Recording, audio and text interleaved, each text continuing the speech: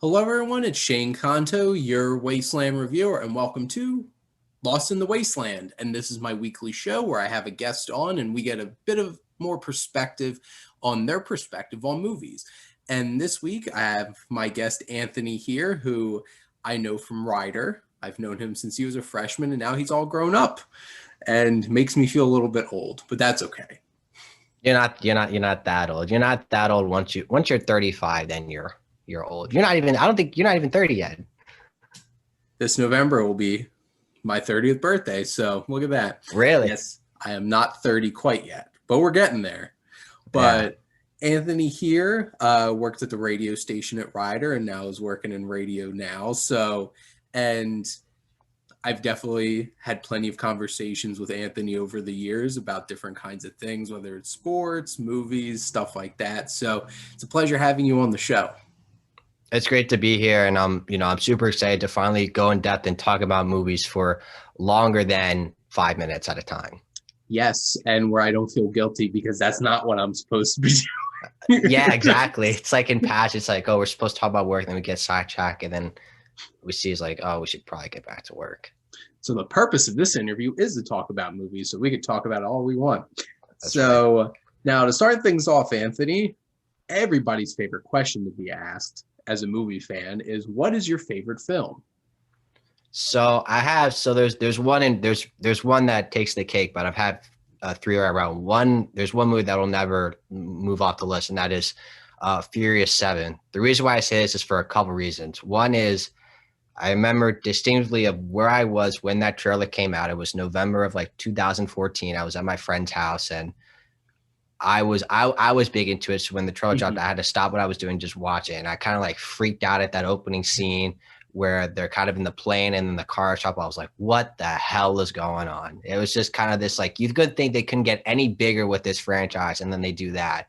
And then also I remember I didn't see it opening night, which it came out on April 3rd. I saw it that Saturday. And I was so nervous walking into this movie because of the fact that this was Paul's final uh, film that was being released by him, and I didn't know how they were going to do it, how they were able to kind of send him off and everything like that.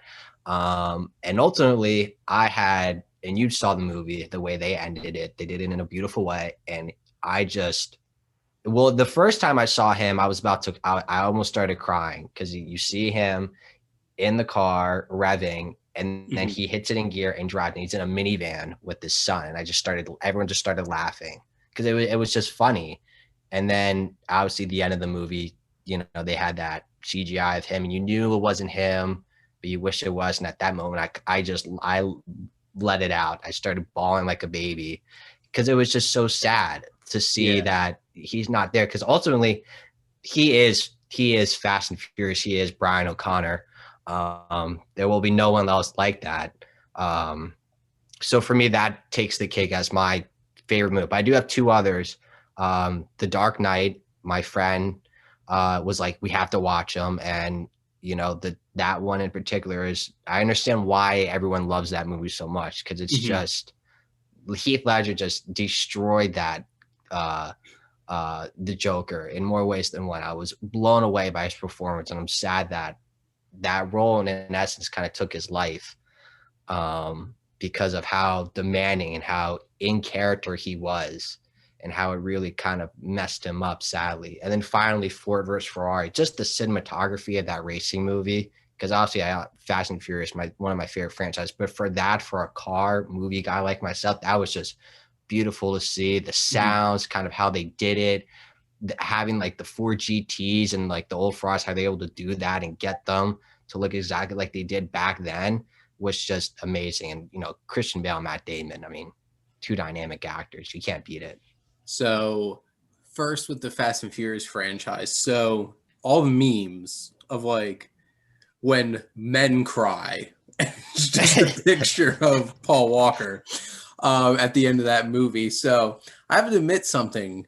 So, I have seen 3 Fast and Furious movies. And, well, sorry, 4. I Okay. The first one I ever saw was Too Fast, Too Furious. A cult classic. and Yeah. then Tokyo Drift. And then I Okay. had not watched any other ones. And I started doing all my reviewing, and Fate of the Furious was coming out. And I'm like, That, I haven't seen the fourth one, the fifth one, the sixth one, or the seventh one. I'm like, should I even go see this movie? And I'm yeah. like, I did. And for me, as somebody who didn't have that connection to this franchise, I'm just like, the best parts of this movie are whenever The Rock and Jason Statham were on screen. And I'm Yeah. just like, I'm I wasn't a huge fan of Vin Diesel, Mhm. and that was a tough thing too, because that was the first one without Paul Walker. Yeah. And I'm just like, interesting. One thing I really appreciate about those movies is generally most of the stunts are practical.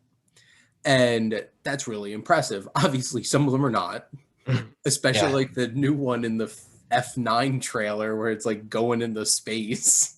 Yeah, some of the stuff's a little outlandish in that trailer. I'm Yep. interesting to see this movie at the end of the month for sure. And I love Hobbs and Shaw. Oh, Like that it's was so, hilarious. oh my god. And I can't wait for a sequel with Kevin Hart and Ryan Reynolds with bigger roles in it, because I'm like, I'm down for this ridiculous team. Hmm. I want to see this. But I went back and watched like Fast and the Furious, and it's so weird to think, like, going back and watching that first movie, I'm like, this is about drag racing. Yeah. Fast forward to To like, the fifth one was when it really went nuts. yeah, well, and that was the one where The Rock showed up, right? Dwayne Yeah, because Johnson first popped yeah, up. yeah, because I remember because I'm like a huge fan. So like in '09, right? Because they took it because like from 2002 to 2009, they didn't do another one, and then they Mhm. brought back the whole cast. And then on Facebook, he was like, "Who would you want to see in the next movie?" And someone said The Rock, so he came in for the fifth movie, and it just that kind of mantra of it being this blockbuster, really high budget film, kind of it took Yeah. off. And in my opinion, it's the best one they made, but seven's my favorite. But the fifth one was the best one. I've heard really good things about Fast Five, and like, I, every time I watch the like 5 minute long F9 trailer and just see like John Cena supposed to be Dom's supposed to brother. be I'm just Vin like, Diesel's brother, and I'm just uh, like, okay. yeah, And like Han shows up, and I'm like, I would love to hear how they try to explain this one. yeah, I know. I'm so confused because I'm just like six ends with him, with Jason Statham characters killing him. He I'm like, what? sneaks out of the car. Yeah, it's like what happened with Letty in the fourth one, or no, in the sixth one, she came Yeah. back out of the dead. I was like, what else is new? I mean, they got to figure out some way because then they got another one to do. They got 10 to do, and what's coming out in another 2-3 years, and then they're Yep. done. So, and then The Dark Knight like speaks for itself at this point, Oh yeah, because I remember the only one of those trilogy that I actually saw in a theater was Dark Knight Rises. But I remember getting The Dark Knight on DVD and throwing that in for the first time and just being like, yeah. I was kind of like, what? I watched Batman Begins on FX so many times. That was like one of those movies that like every time it was on FX, I'm like, oh, I'm watching Batman Begins again. Yeah. And so after 2020, I can't even express how much I appreciate the year 2019 when it comes to movies. And like having something like Ford v Ferrari coming out, which I Hmm. absolutely loved, made my Oh top yeah. 10. And like the cast, um, some of the best work Matt Damon's done in a long time. Hmm. Christian Bale, and Yeah. like even Tracy Letts, who's the Deuce, um, uh, Ford the Second, and Mhm. even like John Bernthal and Josh Lucas in their roles and stuff like that. And my God, James Mangold's such a great director, and how they shot all of Yeah. those racing scenes were amazing. Hmm. And I have a funny story about the trailer for the second trailer that came out for that movie, because I swear the one with what was it, Highway Tune, when that first played, I'm like, why don't I know this Led Zeppelin song? Yeah. And then I found out Greta Van Fleet's a thing. Uh, but that's one of my favorite trailers of like the past 5 years. That pumped me up. And, you know, I go to the movies so much pre-COVID, getting Yeah. back there. I would watch the same trailers so many times. Oh, I can imagine. And there's some trailers that you're like, Yeah, I know. I can't watch this trailer again. And then there's other trailers that you just like, yes. And every time the Ford v Ferrari trailer came on, I'm like, yes.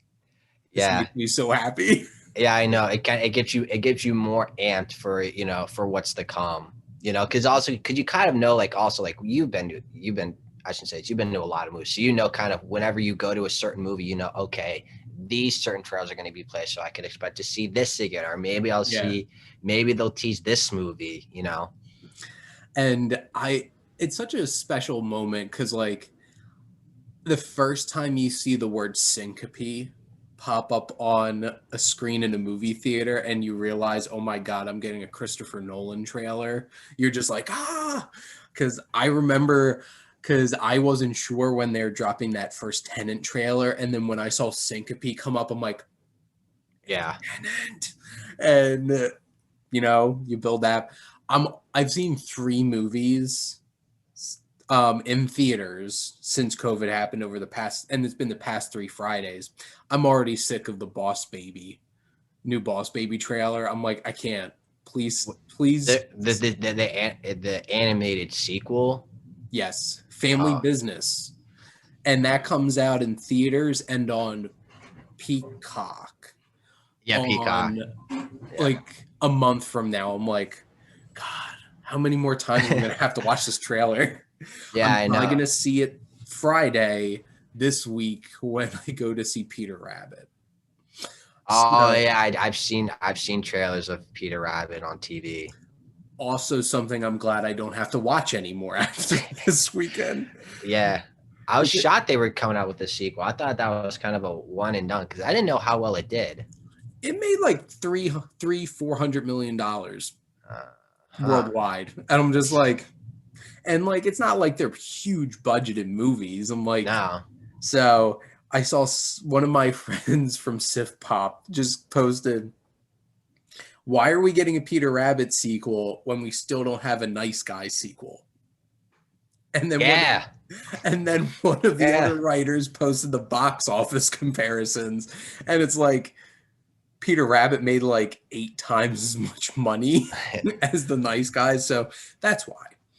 But now, Anthony, so we're going way back now.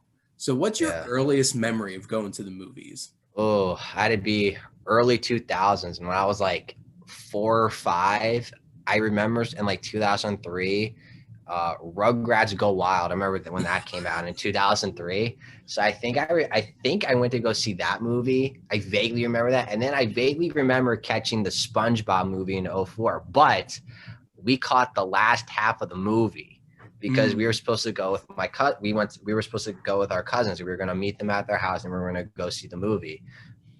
My uncle's not the very best at communicating a lot of the time. So when we got there, he wasn't there. We're like, where is he? Apparently they went early. We're like, that's wonderful. So we got there and we showed up like pretty late to the movie. So we missed half of it. But then again, I was like 4 or 5, so I don't remember much. I remember watching it then again on video and DVD at home. And I mean, watching that movie like now, I laugh hysterically at some of those jokes that came out from that movie because it's like it's a kid's movie. But back then, we all know how SpongeBob was. It was more of like there was adult themes hidden, but you didn't know that until you got older. So it's just I could watch that over and over again and just die laughing of what they did. I remember very distinctly seeing the first Rugrats movie. Oh, 98, yeah. Where they introduced Dill Pickles. And I had the soundtrack on cassette. Mm. And I would listen to that so much. And Blondie, One Way or Another, Mm. because Angelica sang that Oh in the yeah. movie. I'm just like, I would listen to that so many times. Um, and then like Rugrats in Paris and stuff like that. That And was my favorite one out of that trilogy that they did. That middle one mm, was just, I think I enjoyed that one the best just because of the Chucky mother kind of dynamic. yeah, That was nice to see. I have yet to watch the new Rugrats that came Yeah. out on Paramount Plus. Hmm. I have to get around to it. But speaking of SpongeBob, so I hated SpongeBob as a kid. Really? And I Okay. remember growing up and getting into high school, and my best friend Ryan, we had been best friends since second grade, and he just was obsessed with SpongeBob. And I'm just like, why? And then I discovered SpongeBob in college. I'm like, I completely misjudged this. Yeah. And I remember seeing Sponge Out of Water in theaters and like laughing so much. And then I went Yeah. back and watched the first SpongeBob movie, and I'm just like, I missed out so much by Yeah. not watching this. Yeah. It's pretty great. And then, of course, when Paramount Plus launched, I got it and I watched Sponge on the Run, Hmm. which was a lot of fun. That was weird. Like, Yeah. there was one whole section that felt like right out of like From Dusk Till Dawn. And I'm like, what is going on in this movie? Mm. And Keanu Reeves being Sage, which was really funny. And then I watched the Camp Coral show, Hmm. which was enjoyable. I'm like, if you like SpongeBob, you're gonna like this. Yeah. But it was very interesting, and both of those are like flagship things at Paramount Plus now. It's like, hey, nostalgia, come watch Rugrats and SpongeBob. Yeah. Yeah. I think our at least this generation is really into the reboots. You know, Rugrats, iCarly's coming out on Paramount Plus in a couple weeks. I'm just like, there's that the Friends reunion just happened a couple weeks Yeah, ago, and I just watched that, and I was not gonna lie, I'm one of the biggest Friends of fans. I was pretty disappointed of how that kind of happened. I don't know. I kind of it was like, I I think it was worth it if it's just for the Uncle Joey memes that are popping up oh yeah, everywhere. oh yeah. Him just like Just he's just so big now. It's like yeah, he's got such the dad bod now. he he is such a middle-aged Italian man. It's not Oh even yeah, funny. yeah. I know. It's so. I'm When he like oh my. walked in, I'm just like, "Yup, that's exactly how Joey would look in middle age." And oh man, and all the memes. It's like one that really hit close to me is because like I've been a wrestling fan since middle school, Mhm. and one of them was like, "Oh yeah, you're still in the wrestling? It's like the Undertaker still wrestling," and I'm just like, Yeah, well, he just retired, but this is still a really funny meme. I know.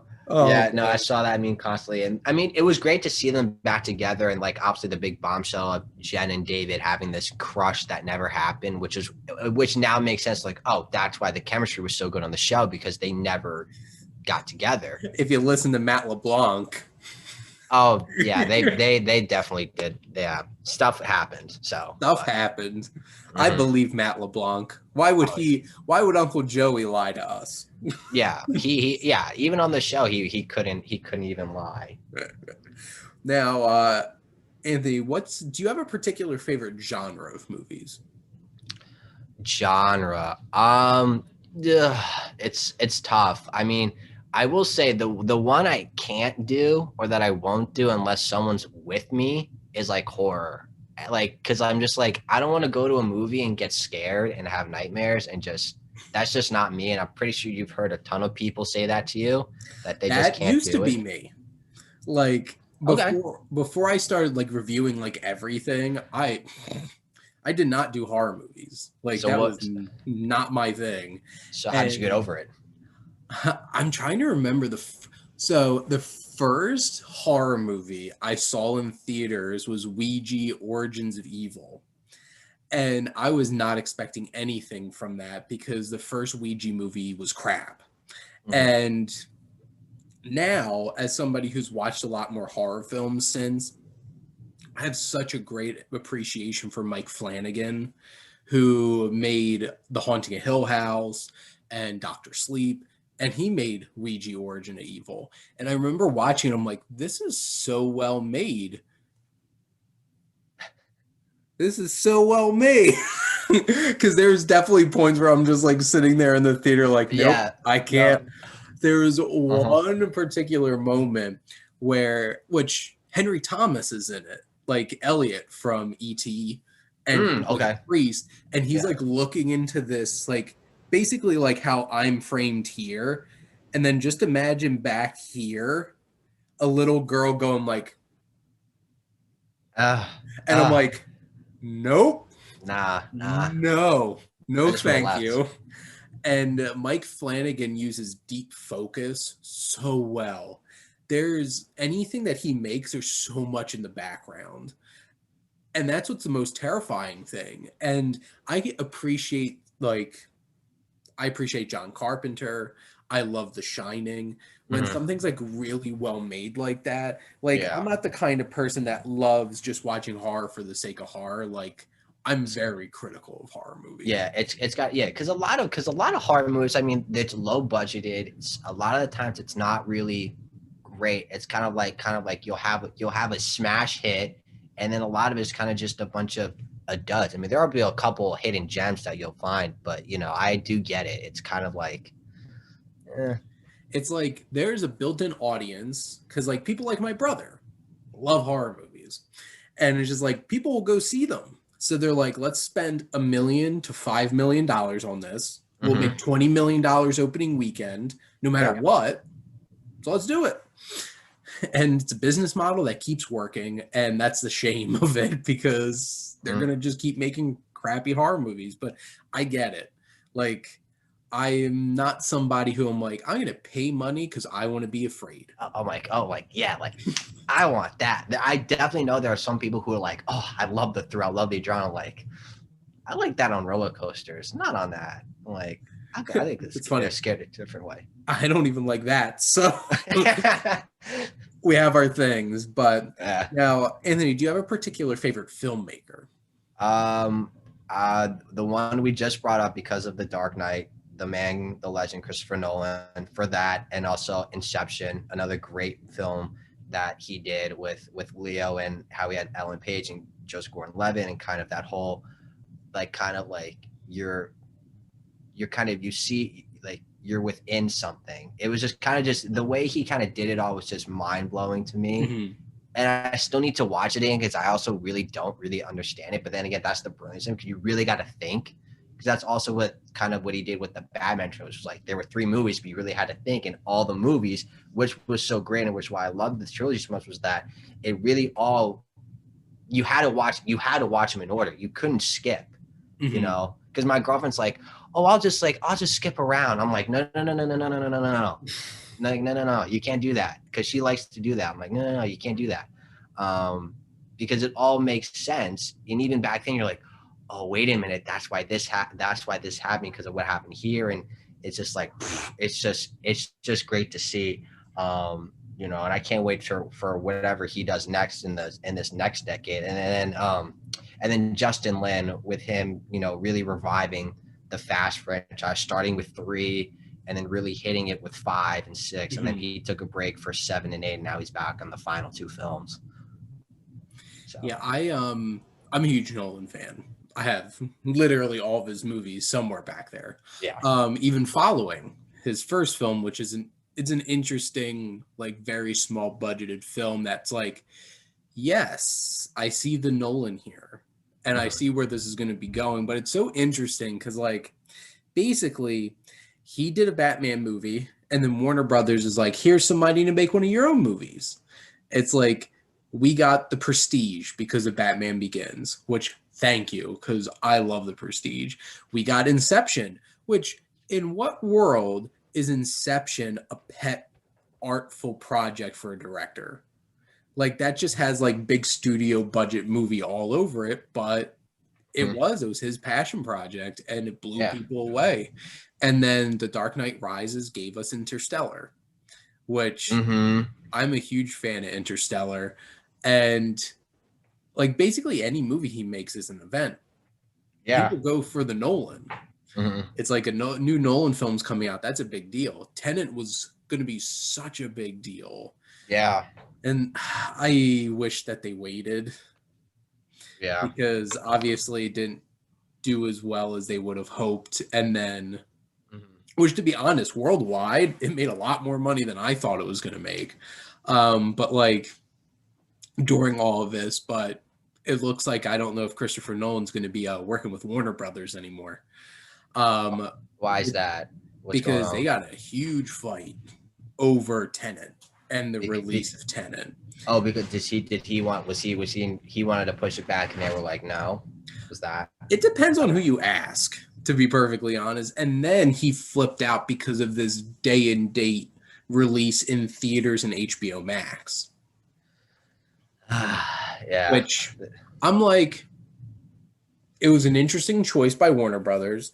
I have been taking advantage of it for every single movie. Everybody, yeah. Because I've been watching all of them on HBO Max. I will be watching In the Heights this Friday on HBO Max. Mm-hmm. I'll be watching Suicide Squad. Don't know if I'll be watching Dune because it seems like they might be changing their mind on that one, which honestly, out of all of them, that's the one I do want to see on a big screen. But like things aren't great. And then it looks like AT&T just sold Warner Brothers to Discovery. So What? When did that happen? like a week or two ago, and now it's Warner Brothers Discovery, and they might be combining streaming services then No because way. there's Discovery Plus and HBO Max. So Oh my more to god. come on that front. But yeah, Nolan's great. And besides the Fast and Furious movies, I'm not really familiar with Justin Lin's work a whole lot. But I think it's just I'm just more familiar. I think he's really just known for those like those movies kind of put him on the map. I don't really know much of his other work besides that because I oh, don't even know what he did after. I'm trying to think. Did he do? What did he do? I think he did horror after for a little bit because I know the seventh movie James Wan directing. He's a big horror guy. He's known so for that. he was doing some TV, and then he directed Star Trek Beyond, which Yes. That makes sense. Yeah, yeah, I yeah. Yeah. really liked that one. The trailer was not a good representation of that movie, which turned a lot of people off. And then he did 2 episodes of True Detective. He directed a few episodes of Community. So yeah, it really looks like Fast and Furious is like his thing. Yeah. But I really like Star Trek Beyond. Now, Anthony, do you have any particular favorite actors or actresses?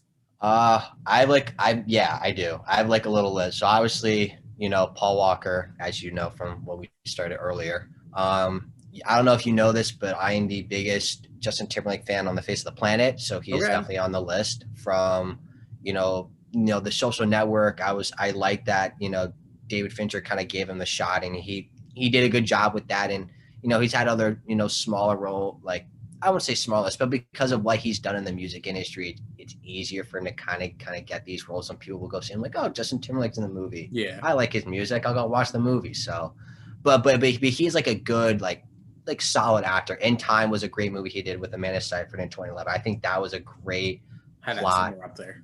Yeah, I think that was kind of an interesting film that I was like, I kind of like the plot of this. I kind of like, once you're 25, time is ticking until you die, which is kind of Time is money.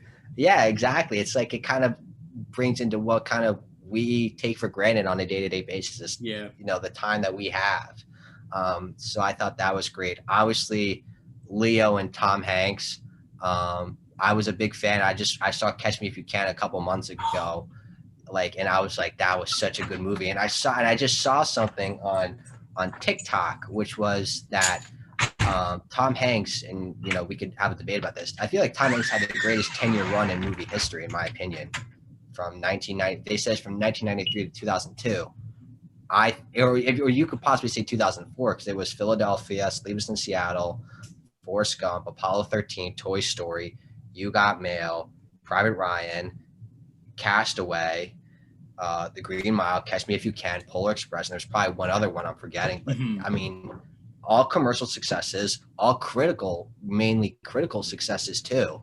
And that was just, I mean, that's just crazy to think about that he did all those within 10 years. And it's Tom Hanks. So, and he's still doing it. Yeah, at his age, I saw him as I think the last movie I saw him in, and besides that, before that one was Won't You Be My Neighbor, the Fred Rogers biop he did, and I was pumped that he was gonna play Fred Rogers because there was no other person who could do that but him. Like if he didn't do that and they got someone else, it wouldn't have worked. He was so perfect. Like he embodied that, and like I remember sitting watching that movie, I'm like, that's not Tom Hanks. And that's so weird because most of the time Tom Hanks isn't the kind of actor that like disappears into a role. It's like, I know I'm watching Tom Hanks, but Tom Hanks is so great. And like, whether it's he had Greyhound that came out on Apple TV Plus last year. I love his Walt Disney in Saving Mr. Bangs because like he embodies that too. And just Tom Hanks, I rewatched The Post the other day. Bridge of Spies. He just has so many great roles. And then Leo. And I can't wait for the Killer of the Flower Moon, Scorsese's new film coming out that Leo's in. Yeah. Is that okay? I think is he still, I heard like rumors that he had to pull out of a movie. That wasn't it, was it? Or was it the Netflix? That was a Netflix film that had a bunch of stars and he was on that list. He's still in that. It's an Adam McKay movie coming out this year. He actually switched roles in The Killer of the Flower Moon. He was supposed to be the lead. And they switched him out to a different role. And Jesse Plemons apparently is going to be the lead in the film. But like when you have supporting actors in a movie like Leo and Robert De Niro in a Scorsese movie, I'm down. Yeah, who isn't down for this to see him, especially Robert De Niro, him still doing it at this age. I mean, you gotta take what you can from the legend. Yeah, because I'd rather see him do plenty more of these instead of War with Grandpa. Oh my God, yeah. I remember, that was I was like, what are you doing with Zac Efron? It's like, come on. Well, so that was Dirty Grandpa. So he had a movie that came out last year called War with Grandpa, where he gets in a prank war with his grandson. I think I do remember seeing that trailer actually. I felt bad because Robert De Niro was actually like good in that movie. He gave his all. Movie didn't deserve it. So like, and then like Christopher Walken was there too, and Cheech Marin. I'm just like, what are you all doing here? Oh boy. But I could definitely understand. Like, obviously, Leo and Tom Hanks are legendary at this point. Yeah, and then I just have, and then Joseph Gordon-Levitt. You know, him, and I was so pumped to see him in it was in the Dark Knight Rises. He was only in that one. Yeah. So I was pumped when I saw him. I was like, awesome. Cause he's one of my favorite actors too, and there's another movie that I'll talk about with him that connects with me, and he's the star in it. And then obviously Adam Sandler. I mean, the comedic genius, and then two actresses, Rachel McAdams and Jennifer Aniston. I never realized how great Rachel McAdams was until, and this is going to sound weird, until I watched Game Night. That movie shocked me to no end of how great that movie was. My friends like, we got to watch it. I'm like, you like Game Night? I'm like, Game Night is actually good. He's like, yeah. He's like, you got to watch it. So like me, him, and my other friend, it was like one night at school, we watched it. I was like, it's actually pretty good. I remember going out to the theaters with my friend Matt at AMC Hamilton. I'm like, I had no expectations for this. I left that movie being like, this was great. I love Jason Bateman, and him and Rachel McAdams are so perfect. And Jesse Plemons, when it's like, so are you having a game night? And it's just like at the mailbox. No, it's like they were having a deal on chips. It's like three for $1. It's like, I don't see how the Frito-Lay company would make money off of such a deal. And it's just like, what is this guy? Yeah, he was just like, yeah, he was a. I mean, he killed that role for sure. And like even all of like Billy Magnuson and I don't remember the actor's name. I think it's LeVar Morris or something like that, who does all like the Denzel impressions, and like Kyle Chandler playing the brother. Just the whole Mhm. entire cast is great. It's really well directed, Yeah, and it was surprisingly like twists and turns. I'm just like, this had no right to be this good. But Rachel McAdams is great, and Jennifer Aniston. I remember watching Horrible Bosses for the first time, another movie I had no expectations for, and like she kills it.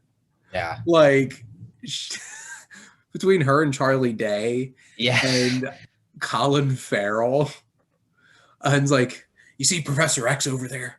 I want you to fire him, and I want you to cut the fat, fire all the fatties. And I'm just like, he's all coked out and everything. And Yeah. it's like, what is this? And I really like Jason Sudeikis. Oh And yeah. but like Jennifer Aniston like shocked everybody in that movie.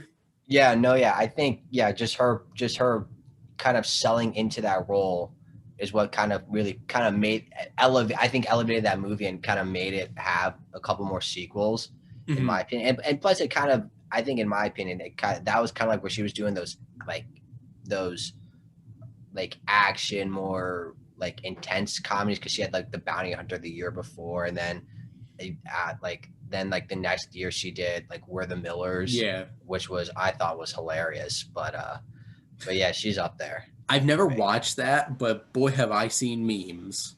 Oh, it's so fun. It's so funny. It's so funny. It's like like I had, it's like, you had this? Wait, you got this? It's like, you had something? Like that whole meme set up, and it's just like I've seen sports ones where it's like, I only made it to 500. I'm like, you had a winning record, and Yeah. just like, you had wins. Like something like that. That was a fun one. But like Jennifer Aniston's a lot of fun. She definitely had the best career out of anybody that came out of Friends. Oh um yeah, for at this sure. point. Which actually, you know what's funny? You know probably who made the most money though? It's probably David Schwimmer. From Friends. All that Madagascar money. Oh yeah, oh yeah, because he just did, because he didn't really do he didn't do yeah, he just did that, and then that's really it. And then obviously he's got that intelligence show on Peacock, which I kind of only saw one episode of. I thought And it I was was like, pretty fun. Um okay, I still gotta watch it. I kind of saw it was like a preview, like, oh, you can watch the first episode for free. yeah, So, he was I got Peacock Premium, so I watched all the episodes. There's only mhm. like 6 of them. It's a British show. Yeah, Um but he also was in American Crime Story, The People yeah, versus OJ Simpson, because he he was was right. a Kardashian. Uh-huh. Boy, I love that. I'm like, holy crap, this show. Um, now, shifting gears a little bit for the rest of these questions. Now, Anthony, what's a movie that you could literally watch every day? I'll watch every, like, anytime it comes on, I can always just, whether it's the beginning, middle, or the end, I'll just finish, and that's Forrest Gump, because it's kind of that. It has everything. It's got, a little bit of action, a little bit of comedy, a little bit of drama. Obviously, Tom Hanks is in it. Robin Wright's just phenomenal. Sally Fields is, I would say I didn't get to enjoy her work as much as I should, because she did a lot of her roles back in the day, but I think she's Mhm. phenomenal in that role. And obviously, her and Robin Williams and Mrs. Doubtfire was just amazing. But that movie in itself, it's like the perfect length, because I don't feel like it's dragged out, and it's not super short. Like, I Mhm. think, who did it? It was uh, Robert Zemeckis. Zemeckis. Yeah, I think he did a phenomenal job knowing how to do each story arc and make it kind of, go together. It's just a beautiful movie, especially during 1994, which was that, Pulp Fiction, Shawshank Redemption. I've seen all those movies, and I think Forrest Gump for me, out of those three juggernauts that came out that year, that one, and then Shawshank, and then Pulp Fiction. Pulp Fiction was confusing to me. I was like, Quentin Tarantino, I'm just like, dude, it's like, it's great, but I'm just like going, okay, this happened, then this. I'm like, wait, what? Like, he's all over the place. Pulp Fiction is by far the most bold filmmaking out of the three of them. Forrest Gump's definitely the safest, but Yes. like Tom Hanks, like that movie wouldn't work without Tom Hanks. And I love Gary Sinise as Lieutenant Dan. Yeah. Lieutenant Dan, you have legs. Got new legs. Thanks. You got new legs, Lieutenant Dan. Got ice cream. Like, oh my God, my favorite fake Ben and Jerry's flavor, Lieutenant Dan ice cream, and it's just vanilla ice cream because the internet. yeah. But that one's hard to argue with. I remember growing up always watching Forrest Gump. My grandma loved Forrest Gump. I grew up with my grandparents, and I'd watch that a lot because like anytime that was on, she'd watch it. And also the soundtrack. Oh my God, from start to finish, it's like a who's who of the greatest musicians of like 3 decades. Yeah. So, because of course Vietnam, you had to have Credence. Yeah. I mean, come on. Had to play Fortunate Son. Yeah. Now, what's a film that connects closely to you because of another interest of yours? Now, we talked about this. I'm a big baseball fan, Diamondbacks fan as you are. I'm a big Yankees fan. So, it's a sad time, Anthony. We're up, we're winning right now.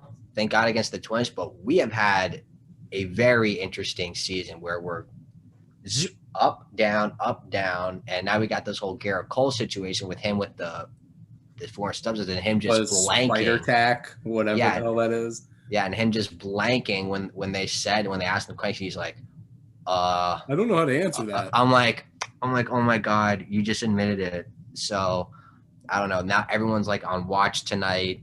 But we're winning by a landslide, which is good. But I'm just like, it's just more drama that the Yankees do not need. The Diamondbacks have like a .333 winning percentage right now. It is bad. They lost 13 games in a row. And I saw this felt like a personal attack.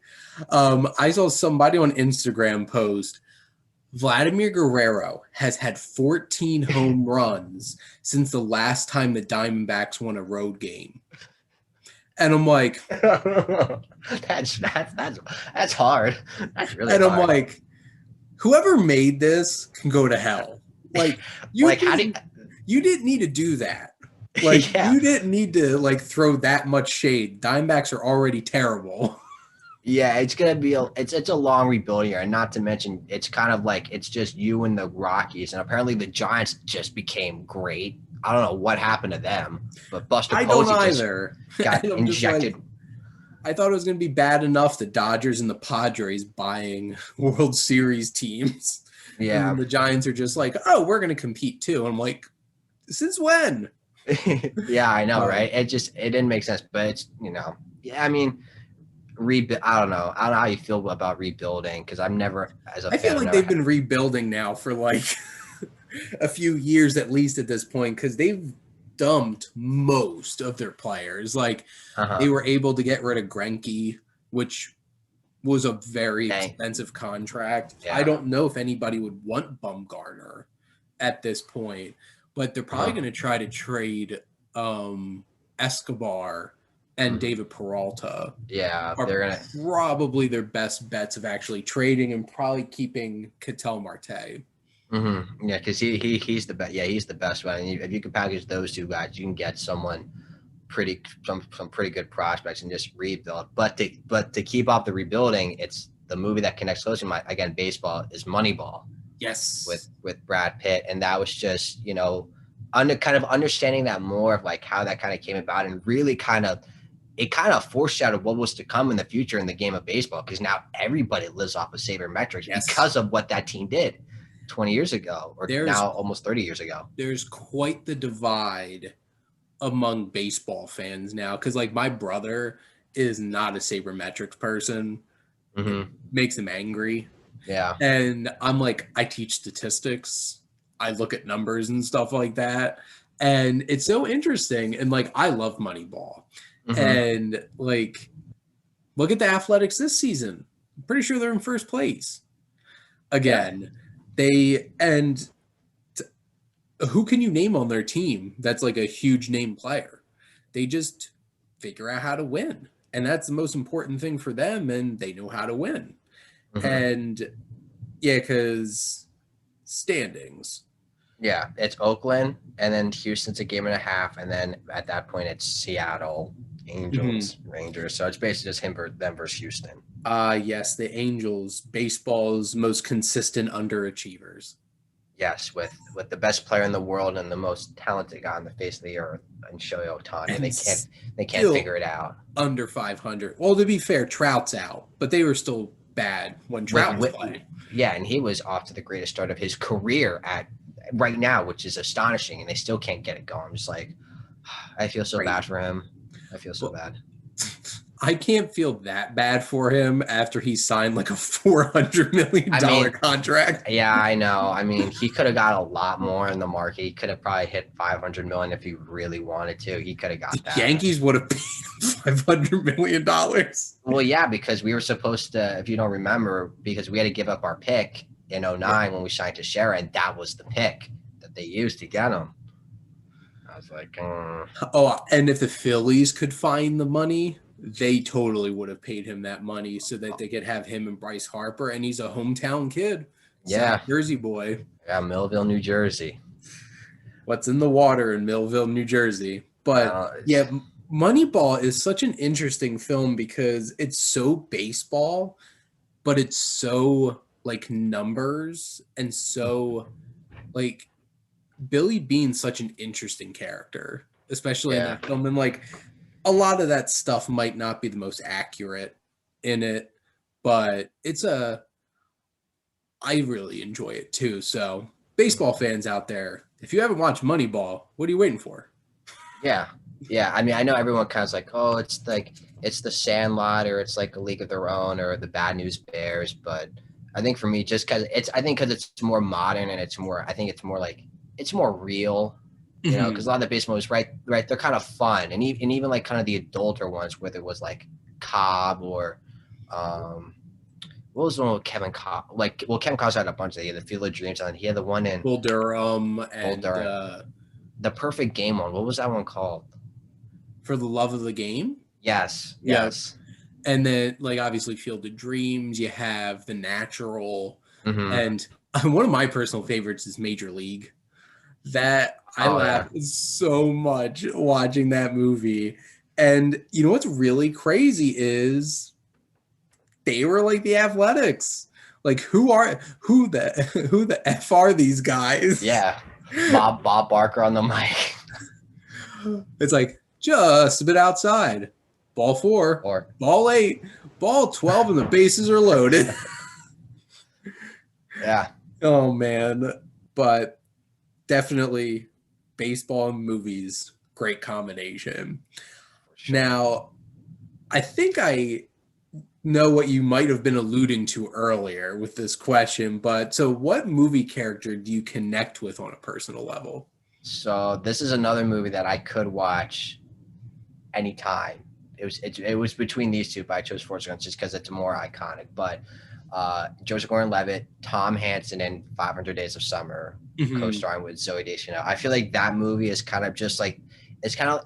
I feel like it's a guy movie when you don't really think it's a guy movie because it's again it's like it's kind of like a little like it's a rom-com drama love story, but it's from a guy's perspective, like the ultimate guy's perspective, like of like getting the girl and kind of going through this relationship and just seeing it in his mind. It's kind of like makes me wonder like oh wow, like this could happen to me or one of my friends or you or whoever.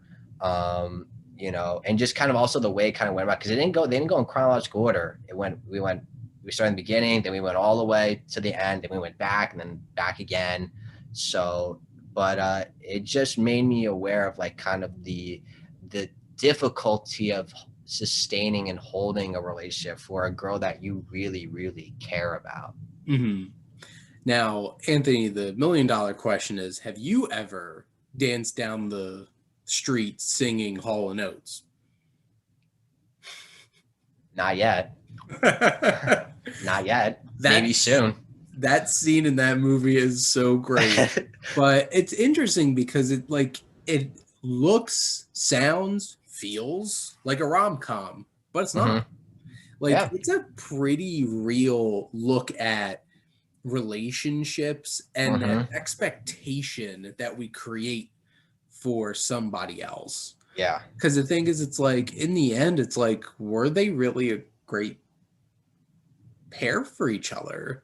And Yeah. that's the thing. It's like he had this thought of her, and was she the best her when she was with him? And all those kinds of questions get asked in that movie, which is pretty interesting. And then you have Chloe Grace Moretz as his younger sister, Yeah. just like spouting all this Yeah. like It's knowledge at wisdom him. on him and just kind of, you know, being like, get real with it. And then, of course, at the end, you have Minka Kelly. Is like, oh, what's your name? Oh, I'm Autumn. And then the end. I'm just like, oh. 500 Days of Days of Autumn Autumn. sequel. Where's that sequel?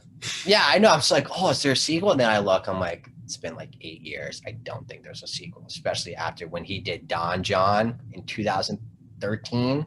I love that movie. That movie was, I watched that. It was interesting. I enjoyed it.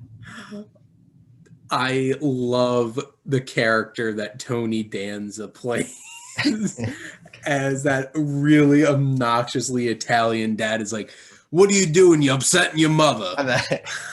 It's like, why you turn the TV off? Why you turn the game off? I'm like, oh God. It's just like, look at the replay. I told you to look at the replay. And like when his mom's just like, I look like a grandmother, but do I have grandchildren? And I'm just like, this is so accurate. And so, and like Brie Larson is his sister just being like, email. It's like typical like 2000, like 2010, just like on your phone, like, I don't care, get me out of here. And then had that Silent Bob moment where she just like drops one thing of infinite wisdom out of nowhere in the movie. Scarlett Johansson's great in it. I love Don John. I remember watching that in theaters and being like, whoa, this was not what I expected out of this movie. And especially out of him, because he wrote it and I think he directed it too. Yeah, he directed it. I'm like, I don't think he's directed anything since, but I'm like, I want to see more. There's definitely like, I really like 50-50. The Night Before is a lot of fun. I'm a fan of JGL. Mm-hmm. He took a break for a while, and then he came back in the Trial of the Chicago 7. So hopefully he's popping up in some more things. Now, my last kind of specific question is, what film do you love that you think people would be surprised to find out that you love? I have one. It kind of hints at who my favorite actress was. Mm-hmm. The Notebook.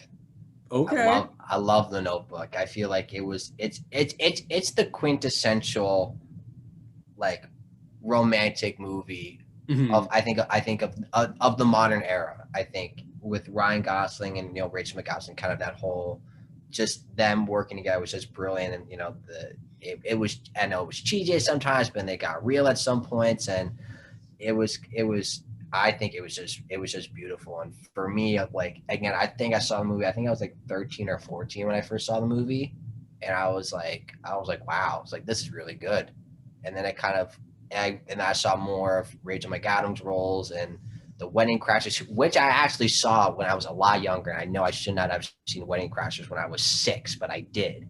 But I didn't understand anything that was going on in that movie. But I rewatched it again, and it was, again, that movie was just hilarious, and it just made it that much greater. But yeah, those two, and Ryan Gosling kind of being this, this uppity young kid when he first meets her, then he sees her again, is just kind of just like shocked, and he doesn't know what to do with himself, and it's like, why is she here? Is this a sign? Is this not a sign? And then also kind of them going back and reading the him, at an old age, reading it back to her, it's just beautiful. And, you kind of, you wish that, then again, no one knows if, when you're dating someone, if they're the love of your life or if you're going to be with them forever. And for someone to have that notebook and to be able to recollect all those memories that you had with one another and to, in a way, kind of be able to jog their memories, it's just beautiful. And it's just something that I wish to have. I hope that everyone gets to have at some point in their life if they get the chance to. But that one for me is the number one. Then the other one would be When Harry Met Sally. That I love When Harry Met Sally. It's so good. I think that movie is just brilliant. It's just Meg Ryan and Billy Crystal are perfect. Billy Crystal and Bruno Kirby, when they're just having like their guy, it's like going to the batting cages and stuff like that, and looking at the two of them like you're like the two least athletic people. But like they're just big baseball fans. And like Carrie Fisher's, and she's the friend, right? Yeah. And of course Rob Reiner's mother, I'll have what she's having. And then when I found out that was actually Rob Reiner's mom, I'm like, oh my God, she does look like Rob Reiner. Like you can tell that's his mom. And that's such a great one. Billy Crystal's great. Yeah. Of course, my earliest memory of Billy Crystal is obviously Mike Wazowski. Oh, I mean, come on. and I mean, come on. We're getting a Monsters Inc. series. So it's coming back. Monsters at Work. I know. Coming this summer. I'm excited. Oh, I'm like really excited for that. I totally forgot about it till now, but I am pumped to see it. John Goodman's, he's doing okay. Yeah, they're both in it. Good. I don't know how big their roles are going to be, but like they're both in it. Disney Plus, like with the Mighty Ducks coming back, and like now we're getting a Josh Peck, Turner, and Hooch series. Yes. Mm-hmm. Okay. Yeah, I'm like, cool. I'm like, all right, see where this goes. Oh my! I am watching big time the John Stamos like girls basketball. That one. I'm enjoying it. I think it's a solid show. I had a lot of fun with the Mighty Ducks Game Changers. Really? Like, I loved the Mighty Ducks as a kid. If you have that level of expectation on it, like this is a fun show. Like this isn't groundbreaking or anything. It also has Lauren Graham in it, which is always a plus. Yeah. So speaking of Gilmore Girls, so you'll be watching plenty of her. Oh yeah, for sure. But now, Anthony, my final question for you is: what do you love most about movies? I think it goes back to why movies were created in the first place back in like the 30s, and it really why people needed them during the Depression was the whole thing of escapism, being able to escape from life for a little bit and just immerse yourself in the movies. And that's kind of what I do when I watch movies, especially when I really get into them. Like I'll just zone out of whatever's going on in my life or what's going on around me and just be in the moment with the movie and kind of like picturing myself in the movie. I think that's why I love them so much, because you can put yourself in that, and I've done that plenty of times. I've done that. I've done that to an extent where, like, back in high school, again, this is why Fast 10 was my favorite movie of all time. I would listen to the movie while walking to class. I would put the movie on in my pocket on my phone, have it in my ears, and I would play the action scene and just have the sound in my ear and just in my mind picturing what was going on during the scene. And I'm at a point now where I know what's happening at each point just by the sound of what I'm hearing. That is immersion into a movie right there. Honestly, that was one of the main reasons why I miss going to the theater so much, is being in a dark room, your phone's off, you're just there watching the movie. Yeah. But so now it's that time in the show where my guest gets to ask me a question. So Anthony, what do you want to ask the Wasteland Reviewer? So what I want to ask you is, what are, obviously, the world is coming back to normal, thank God, and movies are starting to open back up again. What has been your opinion on movies, studios doing this thing where it's like, oh, it's being released now, like, because it's starting becoming, it's going to be interesting what's going to happen of how now it's like, oh, watch the movie on HBO Max, but also come see it in theaters. what's your thought on that now as we kind of head towards normalcy and movie theaters are starting to open back up? Does it concern you that, oh, well, if people can watch at home, why would they go to a movie? And also if you have, right? Because think about it, if you have like a pretty big screen TV or like a home theater set up in a way, why would you go to a movie theater? I understand why, like me and you would go to a movie theater because of the Yeah. experience and just going to it. But does that concern you for you as a moviegoer and for other moviegoers like that? Like it's something's bad happening, or do you have hope, or do you think it's not going to happen, that it'll all be fine? So as of now, I don't know if this is going to be a permanent fixture of movies moving forward. And if it's just for 2021 and it goes away, I don't think it'll have lasting effects. But if this is something that they continue to do, I think it's going to change the releases of most movies. So, like, you're still going to get, like, Godzilla versus Kong, Mortal Kombat. People still went out to the movies to go see them. I think Mm-hmm. people still go out to the movies to see In the Heights and Suicide Squad and Dune. I don't think people are going to go out to the theaters to go see Tom and Jerry and The Little Things and not even Clint Eastwood's new movie, Cry Macho. Mm-hmm. Those kinds of things, those mid-sized budgeted, modest modern day films, I think are just going to go to streaming. Mm-hmm. Kind of like what's been happening now with, it's now like Netflix is getting the rights and the Amazon, because right, because their big thing that they just had was coming to America too. Yeah, Amazon's been like, thank you, that's mine now. That's mine now. I, And Netflix did that at the very beginning because I remember one of the first movies to come out after COVID hit was Lovebirds. And that came out on Netflix with Kumail Nanjiani and Issa Rae. And I had so much fun with that movie. Plot was stupid. Like, I didn't care about the story, but like just enjoying the two of them do their thing was so much fun. And Mhm. like they had that.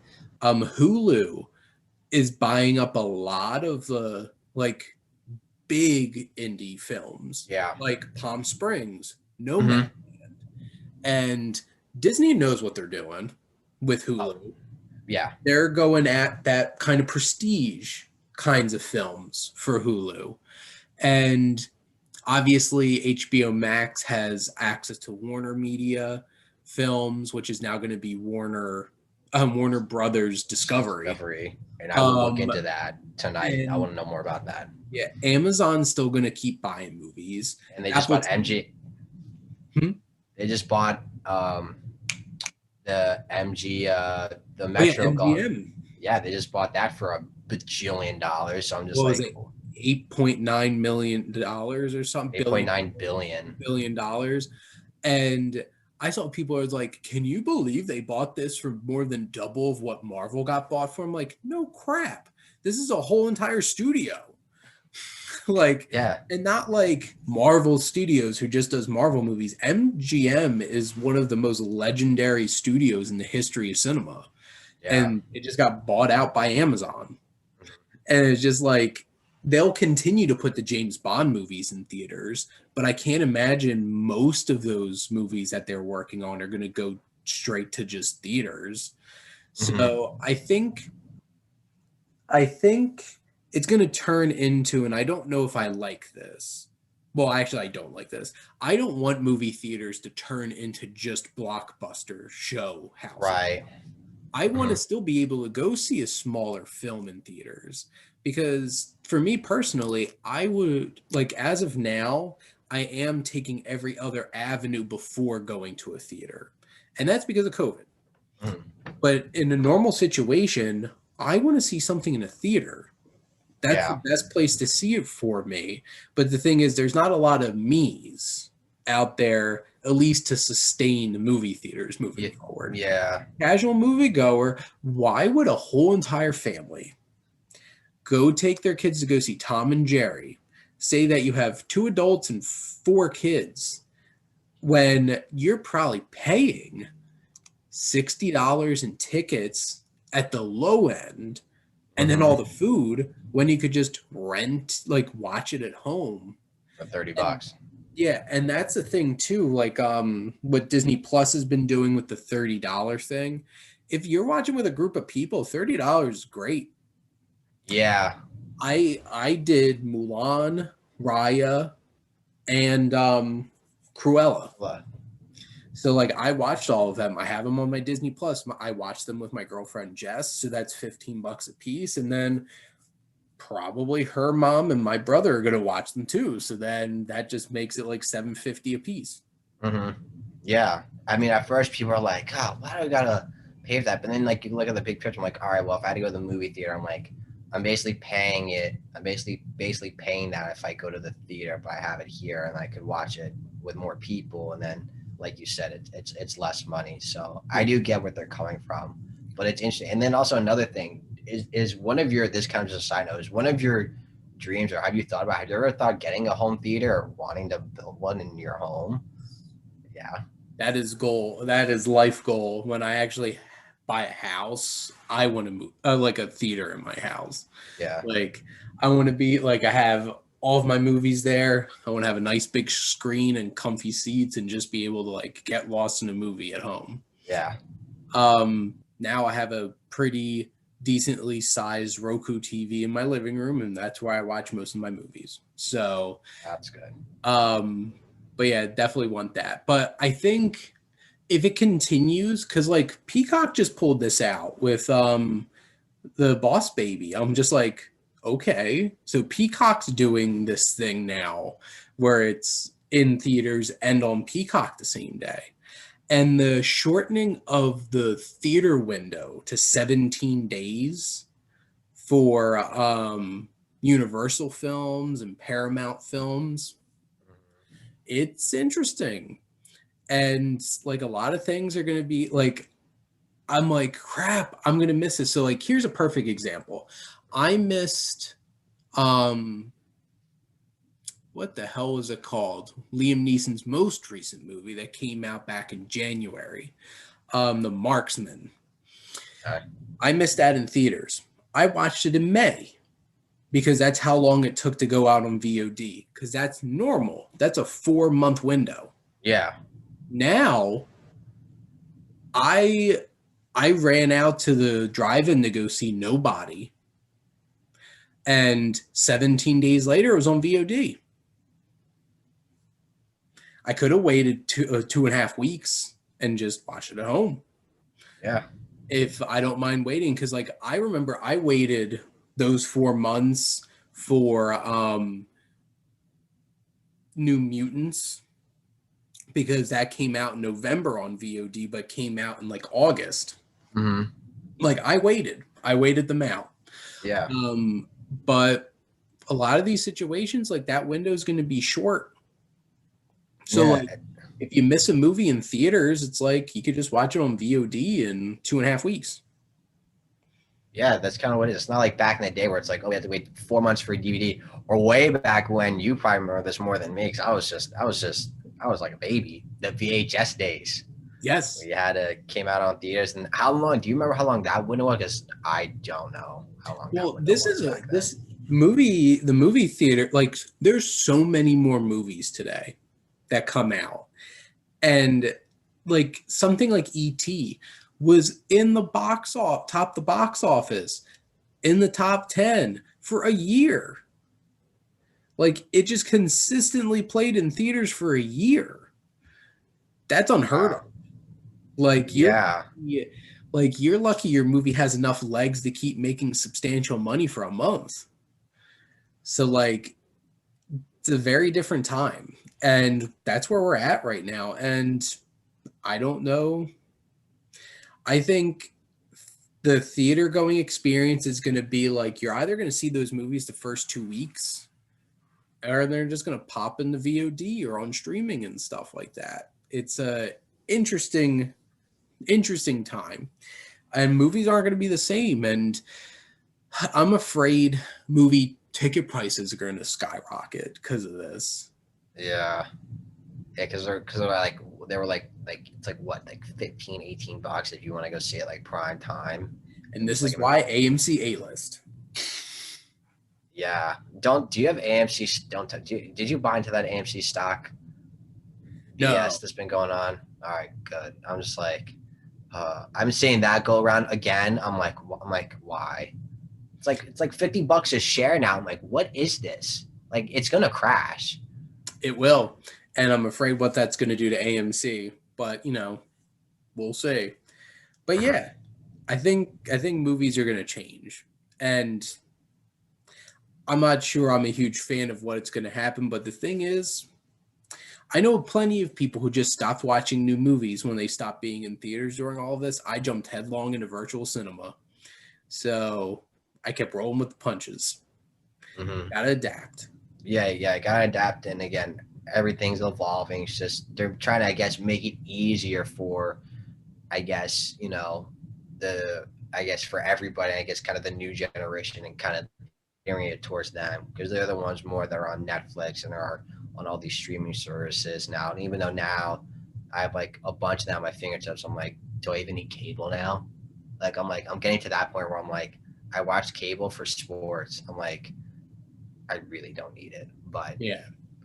And soon there's going to be a whole entire, like, there'll be streaming services just for different sports.